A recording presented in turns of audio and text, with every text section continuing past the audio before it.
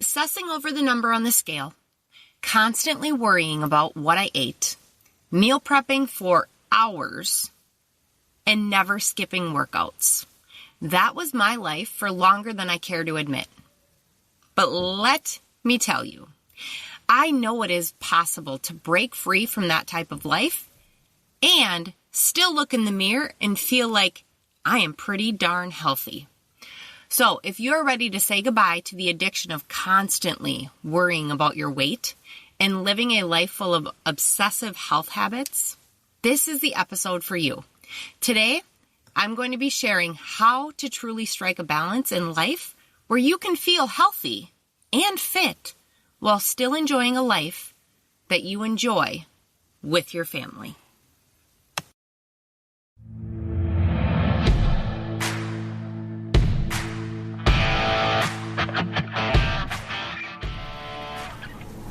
Hi, I'm Jenna Dix, and I'm always rambling.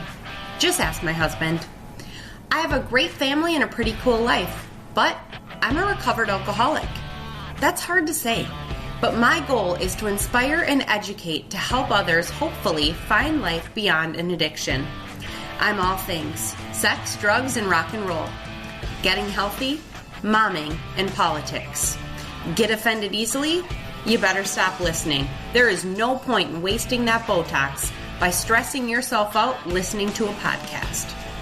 Welcome to Ramblings of an Addict with Jenna Dix.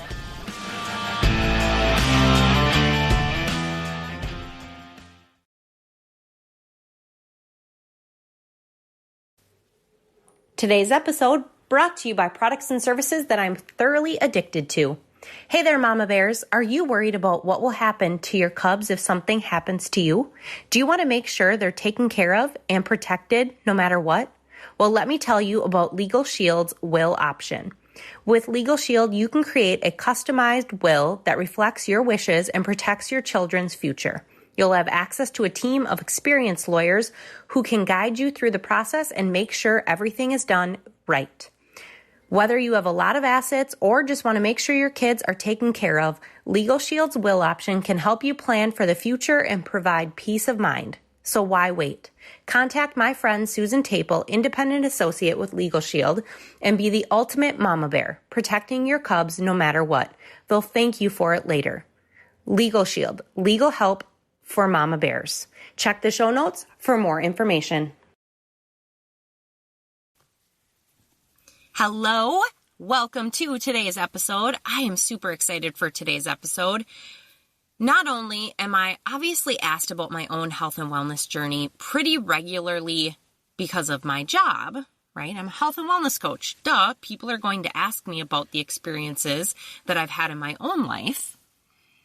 But as a mom, this is, I think, just a topic that I would put out a guess that I would say close to 90% of moms talk about health and wellness with each other on the regular, just because that's a topic that is going to pop up, right?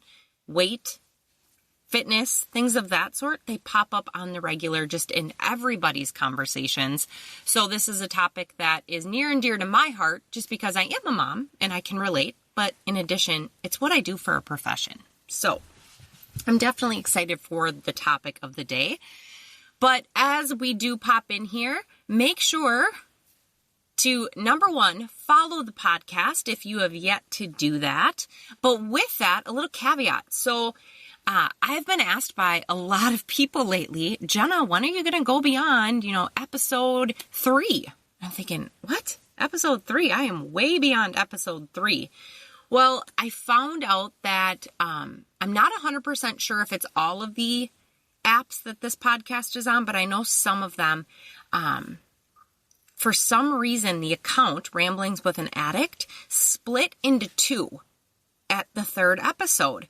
One of the accounts paused there, and the other one is continuing to download the podcasts. And I reached out, the tech gurus out there, they fixed it, so that's awesome, right? I now only have one stream out there, so if you are are following it now, like you just popped in, you started following it, you'll have no issues. But if you started following from the beginning, you might have to go back into your podcast app and ensure that you're going to follow the app or follow the channel, Ramblings of an Addict, that are continuing to download. So hopefully that made sense. But just go into your podcast app, type in Ramblings of an Addict, ensure that you're following the one that's continuing to download new episodes instead of the one that for some reason in the beginning paused at 3. I do think, like I said, that the tech gurus of the world have fixed it. There's now only one in there, one Ramblings of an Addict podcast. Not quite sure what happened there, but it's fixed moving forward. But for people that are still following that old one that is now disengaged, you want to make sure you're following the current one. Hopefully that makes sense. But as we pop in here, like I said, am really excited. And today, not only do I want to share tips with you, but I wanted to give you a little backstory. So that's kind of how this podcast today is going to roll. I'm going to give you a little bit of my backstory and how, even as a health coach, I too have had the yo-yo with my weight. I think a lot of females have, a lot of males as well. But I can tell you, for years, I was consumed by the idea of being skinny and fit. I wanted a little bit of muscle tone, right? Like I was totally one of those girls. Ooh, I want to be toned, which now on my end, sometimes it drives me absolutely bananas when people say that. But I get where they're coming from because I was the same. I wanted to be, incredibly teeny tiny, but I wanted to look good and still look like I was healthy, right? I was the generation of like Jessica Simpson, Britney Spears, Christina Aguilera. I still remember, for some reason, Jessica Simpson's body during the Irresistible video time. And she's even like gone public and talked about that, but that was like the dream body of most of the girls of my time period. And that is what I wanted to look like, which I've come to realization now, some 20 some years later, that body was not doable for me in any way, shape, or form. It wasn't doable for her. I mean, the unhealthy things she had to hit to get there were unreal. So, but anyways, yes, I was always trying to get to that ideal body, incredibly skinny, but incredibly fit somehow. And I did go to some crazy extreme lengths to achieve those goals. Being an addictive personality, I was highly focused and I would really dial in what I was eating. I was incredibly focused on working out, and it was all in the name of weight loss. It was not to be truly what I now define as healthy, right? It was all 100% geared toward, I want to get to a specific weight. And I can put money on the fact that I guarantee you've been there too. You're like, yep, I've done that. Maybe you still are even doing that, and that's okay. That's where you're at in your journey right now. But I just want to give you a quick rundown, kind of my timeline. So, I have been weight obsessed, or I was, I should say, for a really, really long time. I truly have lived the life, I think, where it's know better, do better, right? So once you have the knowledge, it's important to implement it. And I have done that. That's the type of life I've tried to live. Once I learn better about my health, I try to do better for my health. But like I was saying, I've always been incredibly self-aware when it comes to my weight, to what I thought at the time was my health. I know better, do better. So now I know better. It was not my health that I was really focusing on. But it was something that I always really focused on. I am, I guess, a blessed individual that I really do like working out. And I have liked working out pretty much my whole life. I remember doing workouts with my mom at a very young, probably elementary school age. She would throw in her 1980s VHSs where they got the really cool outfits. I would do them with her. There was even times when I was really young like that I would do it by myself. I'd have her put it in for me and let me do the workout, and she didn't care, whatever. It wasn't an unhealthy thing at that point. I worked out consistently through middle school and high school. Like, I remember doing the OJT program where I got to go home in the middle of the day and then go to work. And I would go home, eat lunch, exercise, and then go to work. Even in high school, I was dedicated like that. So throughout all these years, I will say, obviously, my working out has evolved a little bit, but it has never really been a huge sticking point for me. I know a lot of my clients, a lot of people in general do struggle with that. That piece, I got lucky. God blessed me with a personality that just really likes working out. It's ebbed and flowed in the aspect of, I know at points it's been unhealthy, like overdoing it. I remember in my first marriage, which he was a not great guy, so I'm not even like apologetic of when I did this action here, but if I'd done it with my current husband, I'd probably feel guilty. But I remember I came home, he had like rose petals on the floor and like was trying to be romantic, and I looked at him and I was like, dude, I'm gonna go work out. I'll be back in a little bit. And I just remember he stared at me like, are you fucking joking me right now? And I'm like, no, I'm going to the gym. I was straight addicted. Like, I'm not missing workouts. If I was sick, I wouldn't miss a workout. But for the most part, other than a few times where it upticked where I was really obsessed with working out, it's been a pretty healthy balance. I've, found the things I've loved. I haven't forced myself to do workouts for the most part that I'm like, oh, I absolutely despise this. I find the ones that I enjoy. I've had some trial and correction, I guess, finding, oh, this doesn't really work for my body well when these types of exercises do. But yeah, I don't want to dive too deep in there because I have not had a huge journey with exercise, because thank the Lord that part has come more naturally to me. But the food side, so that part, not so much. I do remember when I was younger, late middle school, early high school, I thought the best thing to do was just really limit the amount of food I was eating and eat the diet types of foods, the fat frees, the diet sodas, things of that sort. So 0 calories. And I remember eating like a tiny little milk and cereal bar. So it was like a granola bar of that time period, with like powdered frosting milk in it. Oh, not good. But I would eat that along with a diet 7-Up for lunch every day. I'm sure I was fucking starving the rest of the day, but I didn't care because I got down to a size 4, which for my frame, that's pretty tiny. I got actually pretty close to a 2, which that was insane. Like, my body, healthy, is a size 6. I don't even hide that fact. Like, some people, oh, I can't believe you tell people your pant size. Who effing cares, man? Like, I'm a size 6 when I'm doing really well and I'm healthy and fit. But yeah, I got real small, but I was eating very tiny portions. I was focusing on, just watching the amount of food and calories essentially going into my body. And that continued, I would say, through early 20s.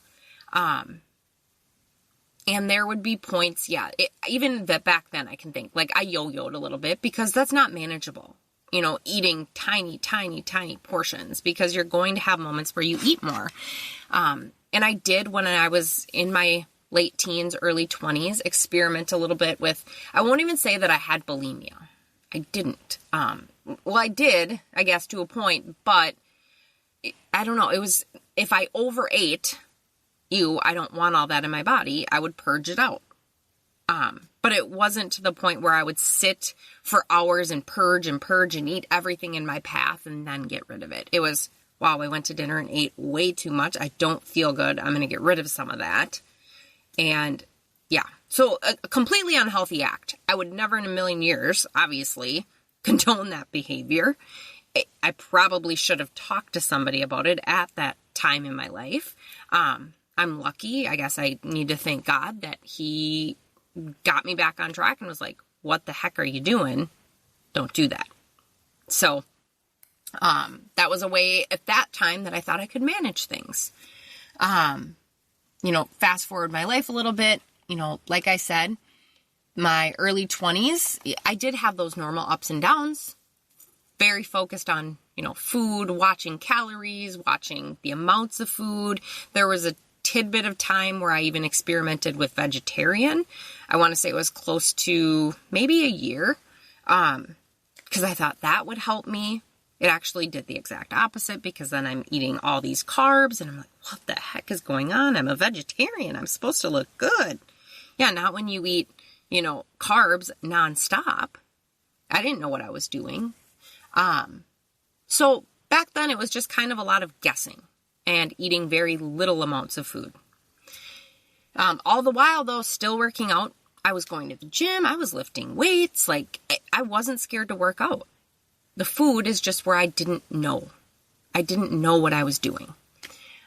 In my early 20s, so about 24, and that's when I had just gotten married to my first husband. I had thought, okay, I'm going to have a baby at some point soon. I really want to see my body and what it can do and like where I can ultimately get it to like peak, right? So I knew a girl that had competed in bikini competitions, and I'm like, I want to do that. So I signed the contract and said, I'm going to do this. And let me tell you, I signed myself up for, I think it was like almost 3 years in total that I, went on that journey. And it was a mind fuck. Oh my Lana, I screwed myself mentally and I screwed myself, physically. My hormones were a disaster by the time I wrapped that. I will tell you, there were some cool things that I learned. Like, I learned how far I could push my body. I learned about food prep. There were a few silver linings. I met some cool people, things of that sort. But for the most part, I never ever recommend competitions like that to others, because for me, it was unhealthy, for sure.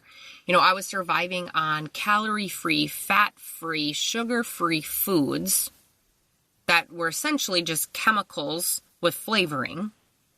And it was just totally unhealthy for me mentally and physically. I remember, when your fucking peanut butter is duct taped shut and that's not enough to keep you out of it, and you're being told you can't even eat peanut butter, right? Okay. And then I remember I put it out in the garage with a note on it, get this the fuck out of my house, to my husband. Like, it was drastic. But you're going to be stepping on a stage in a tiny little swimsuit and people are going to be judging your body. You're going to do drastic things, right? When I wrapped my first season, which I still, I got down teeny tiny. I want to say I was down to close to, for my frame, 120 is teeny tiny. And that's where I got to. And I still was one of the biggest ones on the stage. I did well in one that was not like a national type of deal, like an actual hardcore one. It was more of a general body composition one that I did pretty well in. But for the most part, I didn't do very well, because I don't even know how those girls get that teeny tiny, right? Because like I said, I was down to, for my frame, 120 pounds. At that point, again, I was almost a size 2. But these girls up there are double zeros. So for me, not the type of healthy that I ever want. Other people live that life. They love it. Cool. That's their jam. Awesome. Not for me. Okay.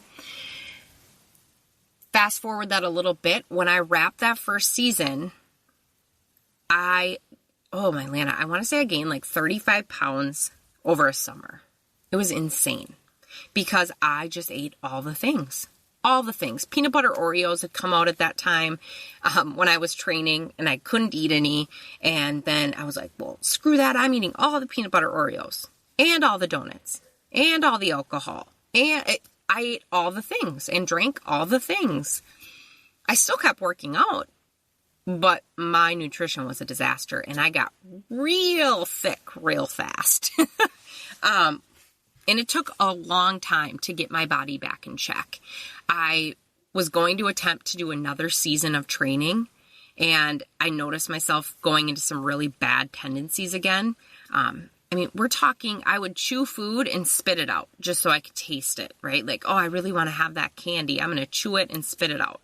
That's not fucking healthy at all.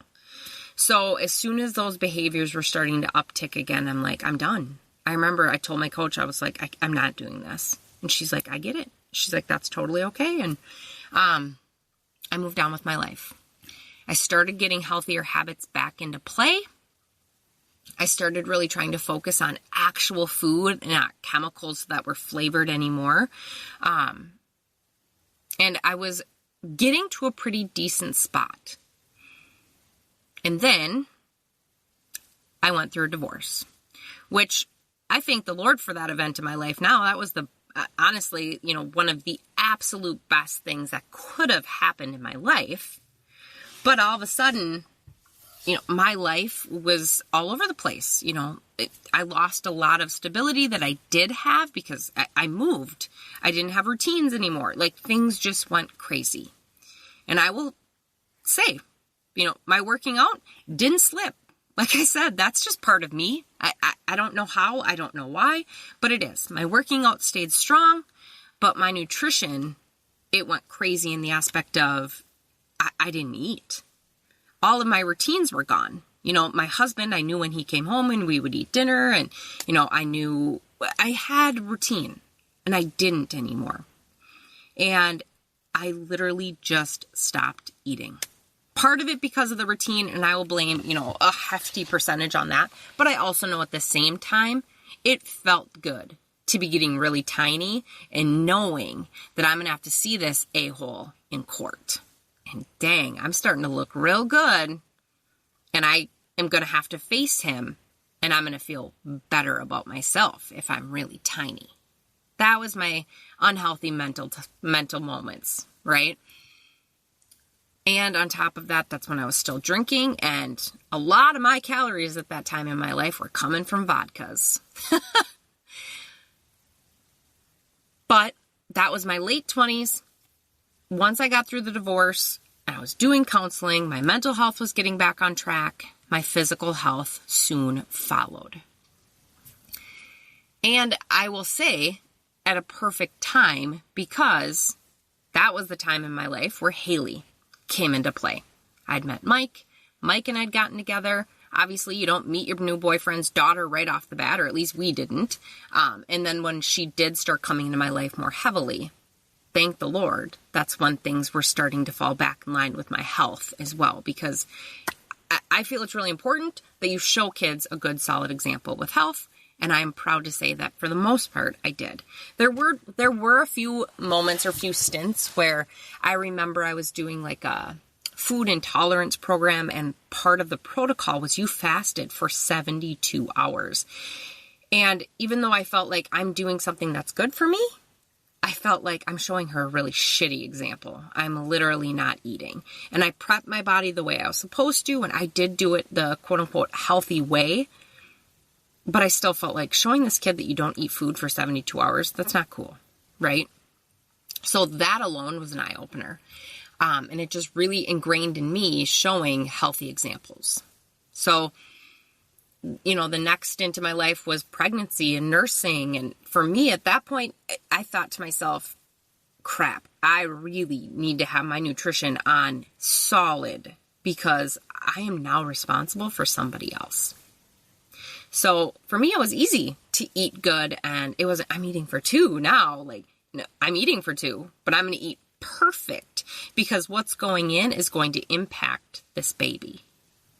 And then even when I was nursing, I wanted to make sure I was trying to still eat really healthy because I knew what was going from my food was going to the baby.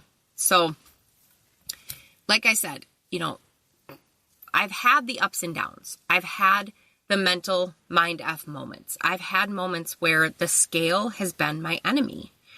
I'm also the type of person, I'll put it out there, I don't weigh in very frequently at all. And I'll get to that in just a minute with the tips. But every once in a blue moon, I'll pop on the scale, but that's not where my health and wellness goes to die, essentially. But like I said, I just wanted to give you a little bit of my background.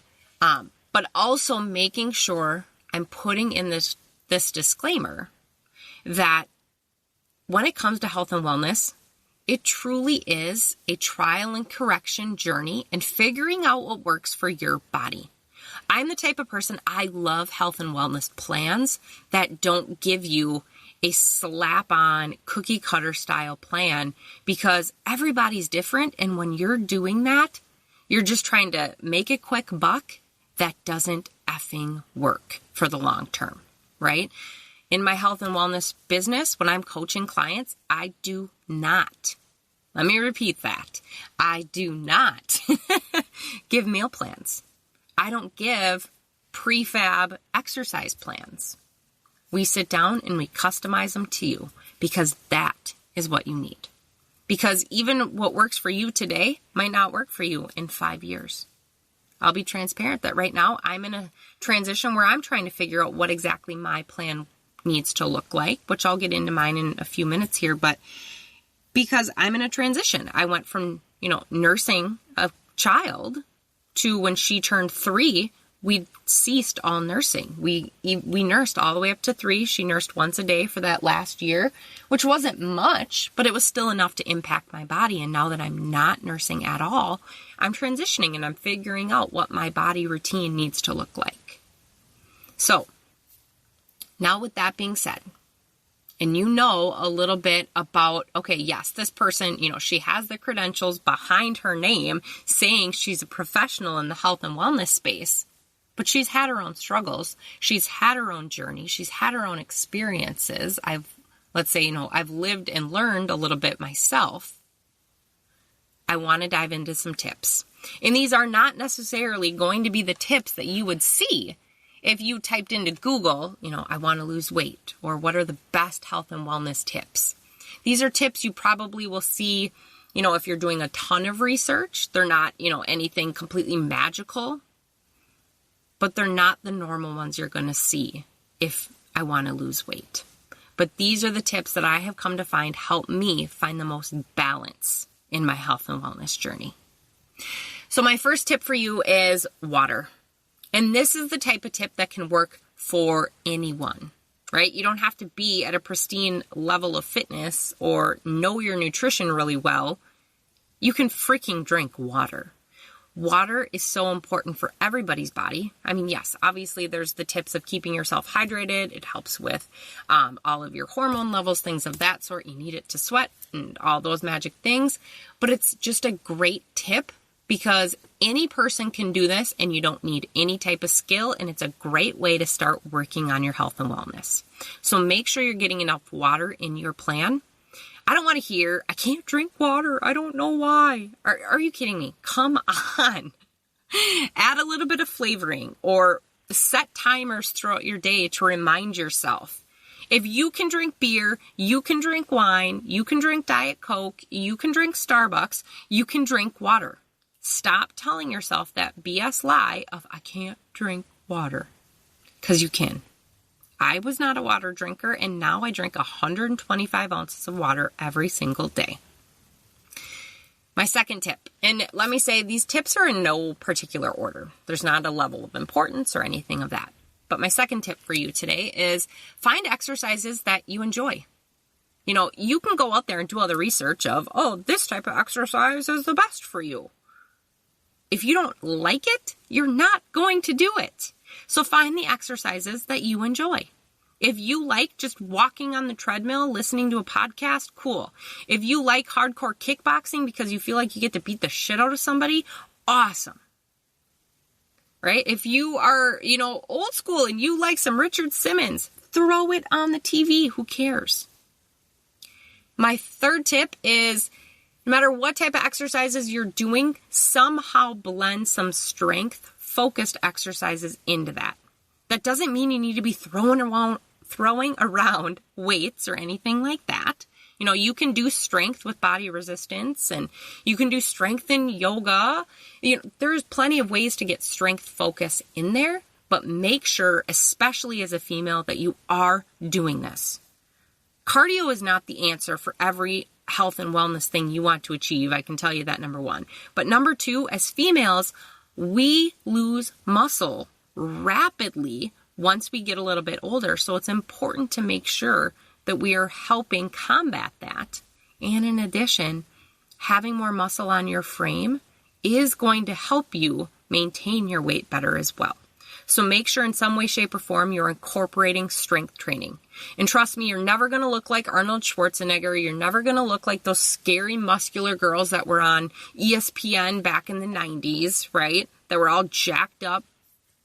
Unless you're pumping in extra testosterone or steroids, you are not going to get that crazy ripped. Let's just face it. You do some strength training, you're going to look pretty damn good. Muscle on any body, female or male, looks good. My fourth tip is listening to your body. Make sure you truly are tuning into what your body is saying to you. You know, you can get to a point, and this sounds nerdy, but you can get to a point where you're like, well, shit, I feel like I'm craving, like broccoli, or I feel like I'm craving extra butter today for some reason. Your body will communicate with you, and you can start to really tune into what it's saying. Or, I know I'm supposed to do yoga today, but my body just really wants to run. Or on the flip side, my workout plan says to do cardio today, and I just really feel like some stretching would be best. Your body does communicate, and make sure you're tuning into that. One that I always would tune out on would, my body just really needs to rest, or I'm starting to feel like I'm getting sick, and I would ignore that and keep going. Tune into that. If your body needs rest, grant it. Tip 5 for you is, no food is off limits. No food is a no-no. No food is bad, right? Unless you're allergic to it. Obviously, if you're allergic to something, come on, common sense. But there is no food that needs to be banned, right? This is when we start to feel deprived, and this is where a lot of times, back in the days when we would be on diets, that we would fall off. Because we would start to go into this deprivation mindset where we're like, I can't have that, I can't have that, I can't have that. And then you crave it more and more and more. And then when you finally do give in, you overdo it. Like, think about my journey with the competitions, right? I deprived myself of so many foods for so long that in one summer, I put on 35 pounds. That is why now I tell myself nothing is off limits.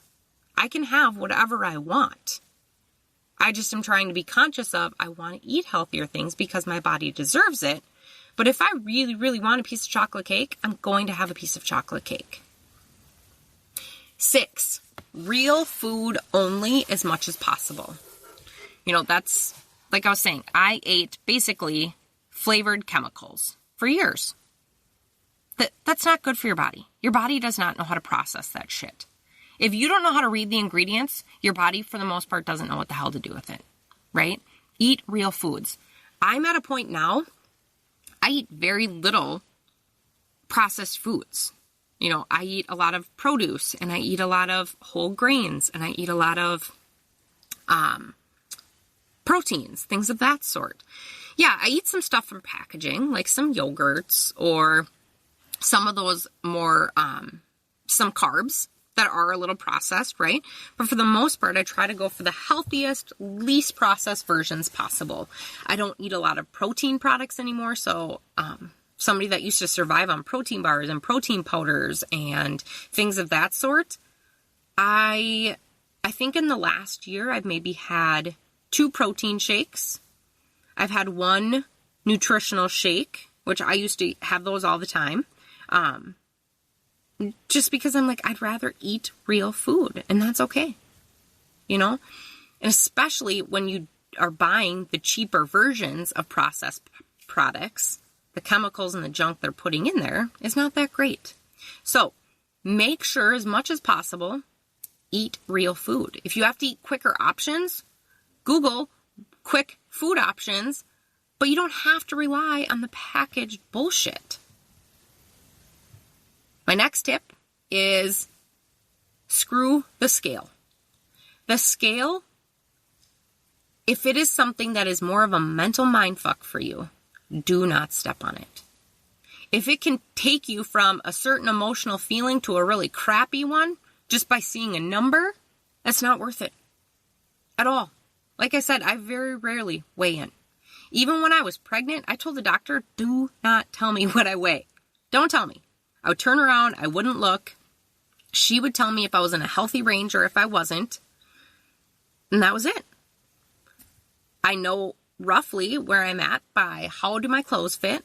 Every once in a while, I'll take my measurements. But if the scale is more of a mess me up, don't utilize that tool. There's other tools to track your progress. Tip number 8, and this one is huge for females. Are you under eating? So often females actually are under eating, and that's what's causing us to have hiccups in our journey. I can tell you, I've had probably, I'm going to put out the guess, it's close to 50-50. 50% of my clients have overate, 50% of them are under eating. Because if you're not putting enough into your body, that can have just as detrimental effects as overeating, because your body just holds on to everything then. Sometimes bumping up how much you're eating, as long as you're bumping it up with healthy things, it actually can impact your performance and your health, so your weight, your fitness level, in a positive way. My next tip is involve your family. If you need to exercise and time is an issue, do an exercise where your kids can join in, or do an exercise where, you can exercise on this half of the room and they can do their activity on this half of the room. I think I've said more than once in this podcast, when I work out, McKenna works out. She does Miss Linky on YouTube. It's a kids-friendly type of exercise, and she does it over on this half of the gym, and on my half of the gym, I'm doing whatever I'm doing that day. Okay? Or sometimes I tell her, hey, come do this with mommy. And she'll come over and exercise with me. Same with eating, right? I try to get them involved in eating well with me. They have to have veggies at their dinner. They have to eat fruits in their day. They have to drink water throughout the day. Mac will go to the fridge and I'll hear it open and I'm like, what are you doing? And she knows now, for the most part, what things she should and shouldn't be grabbing. Mommy, I'm getting protein. She's 3. And she knows to go in the fridge. If she just wants to munch, I don't really care, as long as you're grabbing good things. Mommy, I'm grabbing protein. She grabs herself a yogurt or an egg. Okay, cool. All right. The next tip is make sure, and this one I think is a tip on every list I've ever shared with you, but it's the truth. Have grace. Give yourself grace, because you are human. There's going to be ups and downs. Life is about balance, and this is a forever learning journey. So make sure you give yourself grace. And my bonus tip for you today is bring in the pros when you need them. Go to the doctor, get your levels checked. That might be a good answer. Go to a fitness trainer if you're completely lost with exercise. If you're completely lost in the journey overall, hire yourself a coach. Obviously, I'm going to say, hey, hire me. I'm a pretty good coach, if I say so myself, right? I've helped, thousands of people over these last 10 or so years. But there's other coaches out there too. Hire somebody or go to a professional if you're completely lost in this journey. Stop doing the struggle by yourself. All right, so as I wrap these tips, I do get asked quite frequently, all right, Jenna, just tell me, what do you do? What do you do in your journey? Well, let me tell you, first off, what I do probably won't work for you. It could, but it's not going to work for everybody. But a quick snapshot of what I do now. So I do at-home workouts 4 days a week, and they look a variety of ways. Sometimes it's a quick walk on the treadmill. Sometimes I do a Beachbody On Demand workout. I used to be an Insanity Live instructor or trainer. So sometimes I like to go old school and do Insanity or things of that sort. Sometimes I just weightlift or I hit the punching bag, but I work out 4 times at home in a week. And then once a week, we go to a local strength-focused gym. So 4 workouts here, 1 workout at the gym, which I do with my husband. So that's awesome. I have a partner in crime there. It's a great time for us to connect. And somebody pushes me a hell of a lot harder than I push myself that 1 day a week as well. And then for the most part, my nutrition, I don't really track. I don't eat a specific way. I just eat healthier things. I try to eat the real food. And I would say I do that every day of the week, except Friday nights. We always have pizza. We always have ice cream. And every Sunday morning we have a donut and an egg bite. Like, you can get them at Starbucks, like the egg white bites, or we get them at Costco a lot. And they're freaking good. They're so good. But for the most part, maybe 1 splurge meal throughout the week. But other than that, it's the pizza and the ice cream day, and then the donuts on Sunday. And then we eat well the rest of the week. And then that basic tip of water, like I said, I do 125 ounces every single day. And other than I have some green tea in the morning and some coffee, all I drink throughout my day is water. So it's not like I do anything magical. There's nothing outside the box that I do. And as I wrap this episode, the biggest thing is I want you to remember that we are all imperfect beings on this planet. You know, God didn't make a single perfect person other than his son. We're all imperfect.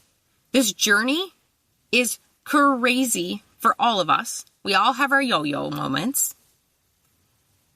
Some days, it's going to be hard to button our jeans. And then there's going to be other days we look in the mirror and we're thinking, damn, who is that hottie? Right? The yo-yo is real. But we can get to a point where it feels more balanced. Just make sure you're giving yourselves a break. You're giving yourself grace. And you continue to strive for that balance. Where, yep, I'm living pretty damn healthy. I have pizza on Fridays, maybe, right? You don't have to do pizza Fridays like the Dix household, but you have those splurge moments where you really live life and you enjoy it. But you also have those moments where I eat salads or I sweat my ass off in some workouts. But biggest piece, remember, you got this. It's about small steps, finding that balance and continuing the journey. Keep on rambling, and I will catch you in our next episode. Thank you so much for tuning in.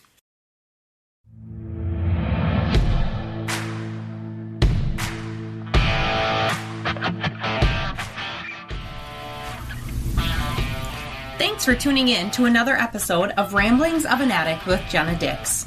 Remember, if you are battling an addiction, reach out for help and support. There are many resources available to assist in your journey towards recovery. Surround yourself with a supportive community and never give up on the path towards a healthier and happier life. I appreciate you taking the time to listen and joining me on this journey. As you heard, I'm always rambling. But seriously, thank you for your support and make sure to subscribe and follow my channel. I can't wait to share more with you on the next episode. Until then, keep on rambling.